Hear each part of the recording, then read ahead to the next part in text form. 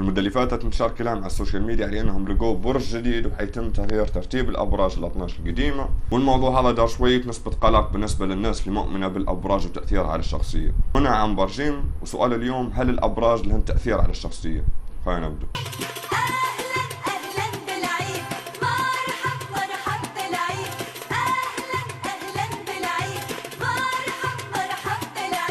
الأبراج مصطلح له علاقة بعلم الفلك، ومش حنتعمق في تعريفه أكثر عشان ما نتحورش قناة علم فلك. نمسكوا في السؤال الأهم واللي هو: هل الأبراج علاقة بالشخصية؟ والإجابة لا طبعا. في نهاية الفيديو نذكرك بالمعتاد: لايك، سبسكرايب، شير، ونتلاقوا الفيديو الجاي.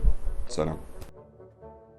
بصر اكيد مش حنحكي عن الابراج وكيف هن ياثروا على شخصيتك وشنو يخبئ لك برجك اليوم وحظك مع برجك، لان الكلام هذا ببساطه من كان زهره الخليج وسيدتي. نحن هنا في عن برجين بنحاول تقديم محتوى علمي بحت. برضه هي مشكله لو انك عايش في 2019 وما زلت مؤمن بموضوع الابراج هذا وتشوف في علماء الابراج شنو يقولوا. موضوع او السؤال اللي حنحكوا عليه اليوم هو سؤال اكثر اهميه من سؤال الابراج، واللي هو سؤال: شنو العوامل اللي تاثر على شخصيتك؟ واحده من اكبر النقاشات واقدم المناظرات في علم النفس، واللي هي نيتشر فيرسس نورتشر ديبيت، واللي هو شنو يحدد شخصيتنا وتصرفاتنا وسلوكنا؟ هل هي جينات متوارثة أو البيئة اللي عايشين فيها؟ هيك مرة أخرى حنرحب بصديق البرنامج مسعود، حنقول شنو اللي ممكن يخلي مسعود يشجع فريق زي ليفربول. السؤال أو المناظرة هذه حتناقش: هل مسعود يشجع في ليفربول لأن أبوه وأمه يشجع في ليفربول، أو إنه ببساطة جاء في بيئة خلته هو يشجع ليفربول؟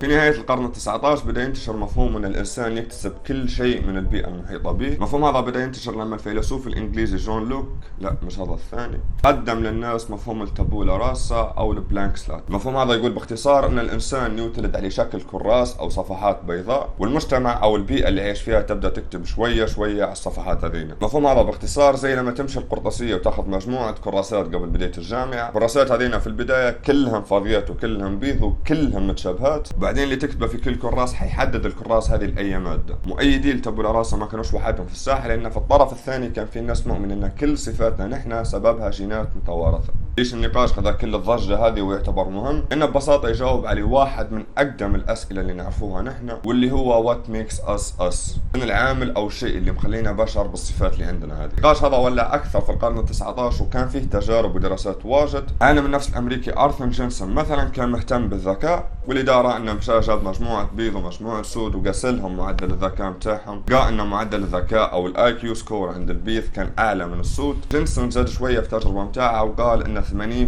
من الذكاء متوارث. البحث متاع جينسون واجه انتقادات واجد، اهمها كان البحث متحيز للبيض، زائد ان البيض كانوا عايشين في بيئة افضل واحسن من السود، وهذا ممكن يدل على ان البيئة تلعب دور في موضوع الذكاء وان الموضوع مش متوارث بالكامل. الجهة الثانية ابحاث زي اللي دارها ايفان بافلو، بي اف سكينر، وجون بي واتسون كانت تأيد فكرة ان البيئة تلعب في دور كبير في سلوكنا. تعرف هذا كمان من ايمان كامل ان التجارب اللي مروا بين في البيئة متاعتنا يشكلن سلوكنا. جون بي واتسون عنده اقتباس شهير عن الموضوع هذا لما قال: اعطوني مجموعة اطفال وبيئة منعزلة نتحكم فيها انا، حنطلع لكم الاطفال هذوما طبيب ومهندس وسراق ومتسول وشرطي بغض النظر عن قدراتهم هم شنو. واللي زاد ولع الموضوع اكثر هو موضوع الفيرال تشيلدرن او الاطفال الوحشيين. الاطفال هذوما حكينا عليهم في فيديو حيطلع توه هنا. قصتهم انهم اطفال تربوا في بيئة منعزلة عن الناس، لما تم العثور على الاطفال هذوما كانوا مختلفين بالكامل على الاطفال اللي في عمرهم في كل حاجه. استمر الدراسات والتجارب في القرن العشرين اكثر، لكن ما كانش عندنا دراسه قادره تعطي نتيجه صريحه 100%.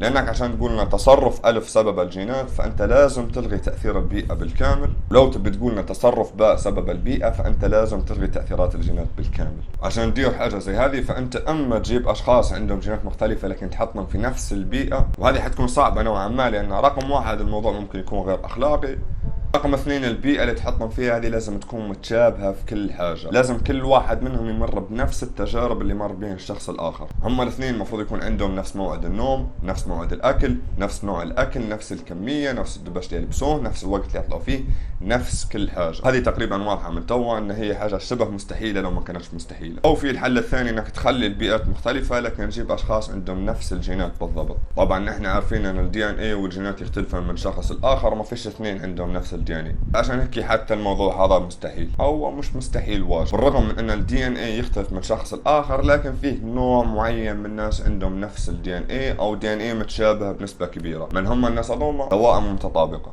ايدنتيكال توينز. لما تم اكتشاف ان التوائم المتطابقه عندهم دي ان اي متشابه يكاد يكون نفس الدي ان اي، هنا انتهى الموضوع وانحلت الاسئله. اقعد في المختبر متاعك واستنى اول توأمين متطابقين عاشوا في بيئات مختلفه والموضوع ببساطة انحل. تقريبا من أربعينات القرن العشرين بدأ الموضوع هذا ينتشر، وبدأت في جامعات تدرس في الموضوع هذا. جامعة مينيسوتا مثلا معروفة بدراساتها على الايدنتيكال توينز. شو النتائج اللي لقوهم؟ يؤسفني نقول لك رغم ان السؤال هذا واحد من أقدم الأسئلة اللي في علم النفس، ورغم الدراسات والأبحاث اللي ندارن عليه، لكن ما زال ما فيش له أي إجابة لعن التو. الشيء الوحيد أو الإضافة الوحيدة اللي صارت للموضوع هي نقطة بسيطة جدا لكن غيرت المفهوم بالكامل.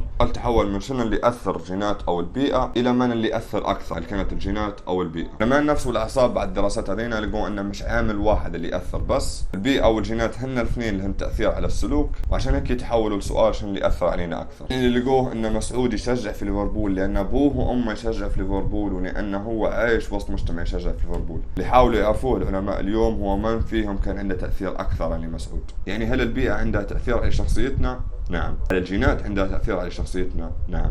فهل الأبراج عندها تأثير على شخصيتنا؟